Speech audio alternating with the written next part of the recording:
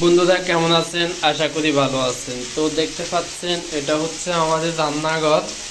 তো এখানে এগুলো হচ্ছে আপনার হলুদ, এরপর আছে মরিচ, এরপর হচ্ছে তেল, এরপর হচ্ছে লবণ। আমি এইভাবে সুন্দর করে সাজিয়ে রেখে দিয়েছি। আর এখানে একটা কোটটা রয়েছে, এখানে আমরা দাঁত ব্রাশ করার জন্য পেস্টুডেন্ট আছে, তারপরে দুইটা ব্রাশ আছে। আর এটা হচ্ছে মোবাইল রাখার জন্য। অনেক সময় রান্না করার সাথে সাথে আমরা একটু মোবাইল ব্যবহার করি, এখানে মোবাইল রাখি। অনেক সময় মোবাইল দেখে এখানে নাটক দেখি। এরপরে এটা দেখতে পাচ্ছেন, এটা হচ্ছে ভাত। কিছুক্ষণ আগে দিয়ে মানে ভাত রান্না করছিলাম। তো এরপরে এগুলো হচ্ছে আপনার প্লেট, আবার থাল, তাগারি ইত্যাদি। আর এটা হচ্ছে আমাদের গ্যাস। তো আমি এখন এখানে আপনার টিকা রান্না করতেছি, আলু রান্না করতেছি।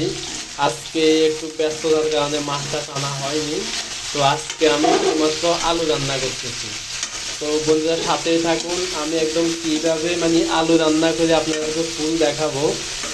তো আমি সর্বপ্রথম এখানে আপনার ইয়ে দিয়েছিলাম, তেল দিয়েছিলাম, তারপর তেলের উপর আলু দিয়ে দিয়েছিলাম। তো এরপর দেখবেন কীভাবে হয়, তারপর আপনার কীভাবে কী করে সব কিছু দেখাবো।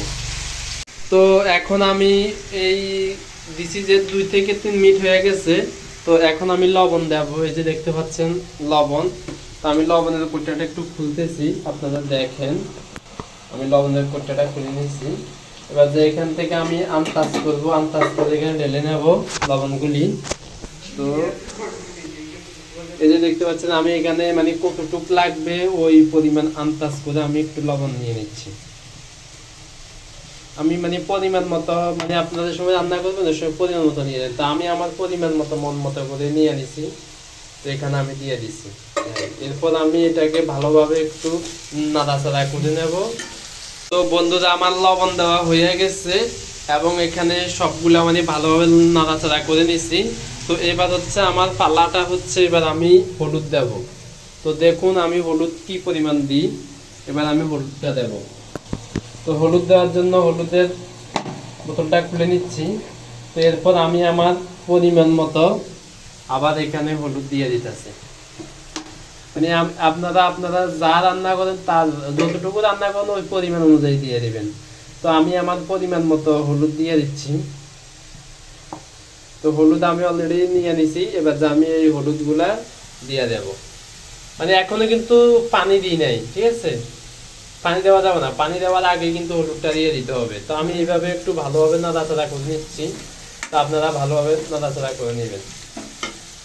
তো যখন এভাবে ভালোভাবে কষান হয়ে যাবে, তারপর এখানে দেখুন একদম ভালোভাবে কষান হয়ে গেছে। এরপর এখান থেকে জল ঢেলে দিবেন এভাবে। তো আমি এখানে জল ঢেলে দিলাম। জল ঢেলে দেওয়ার পর এখানে ভালোভাবে একটু নাড়াচাড়া করে নেবেন। ভালোভাবে একটু নাড়াচাড়া করে নিলাম।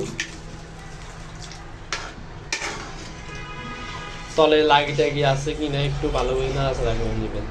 নাড়াচাড়া করা শেষ হয়ে গেলে এবার হচ্ছে মরিচের পালা। এবার আমার এখানে মরিচ আছে, তো আমি মরিচটুকু নিয়ে নিচ্ছি, দেখতেই পাচ্ছেন। তো আমি মরিচের বোতলটা একটু খুলে নিই।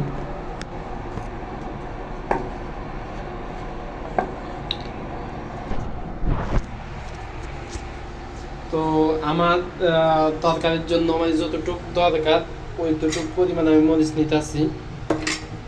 আর মানে যারা যেরকম, কারণ কিছু লোক আছে বেশি মরিচ খায়, আবার কিছু লোক আছে কম মরিচ খায়। তবে আমি বেশি মরিচের সমস্যা নাই, কম মরিচের সমস্যা নাই, মোটামুটি আমার জন্য মানে সব ধরনের মরিচ আমি খেতে পারি, সব ধরনের তরকারি খেতে পারি।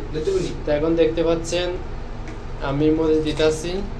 তো এরপর এইভাবে হয়ে গেছে। তো এরপর কিছু পেঁয়াজ টেস্ট দিয়ে দিলে তরকারি হয়ে আসার আগে পেঁয়াজ টেস্ট দিয়ে দিলে হয়ে যাবে তরকারি। তো বন্ধুরা দেখতে থাকুন শেষ পর্যন্ত। Thank you.